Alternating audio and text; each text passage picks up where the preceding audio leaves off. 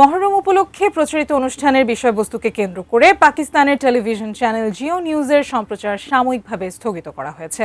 আজ রয়টার্স জানায়, Pakistan electronic media regulatory authority PEMRA Geo নিউজের লাইসেন্স ও সম্প্রচার 15 দিনের জন্য স্থগিত করেছে। পেমরার অভিযোগ, চ্যানেলটি গত 26 জুন মহরমের অনুষ্ঠানে ধর্মীয় অনুভূতিতে আঘাত হানার মতো ধর্মীয় দৃশ্যপট সম্প্রচার করে। এ ধরনের দৃশ্যায়নের সম্প্রচার ধর্মীয় সম্প্রীতি নষ্ট এবং জনশৃঙ্খলা বিঘ্নিত করতে পারে। পাশাপাশি চ্যানেলটিকে অভ্যন্তরীণ তদন্ত পরিচালনা করতে এবং শুনানির সময় এর ফলাফল অভিযোগ পরিষদের কাছে জমা দেওয়ার নির্দেশ দেওয়া হয়েছে। জিও নিউজ এ বিষয়ে ক্ষমা চেয়ে রোববার এক বিবৃতিতে জানায়, এই বিষয়বস্তুটি ভুলবশত সম্প্রচার হয় এবং এটি তাদের সম্পাদকীয় অবস্থান বা বিশ্বাসের প্রতিফলন নয়। প্রশ্নবিদ্ধ বিষয়বস্তুটি তাদের সব প্ল্যাটফর্ম থেকে সরিয়ে ফেলা হয়েছে।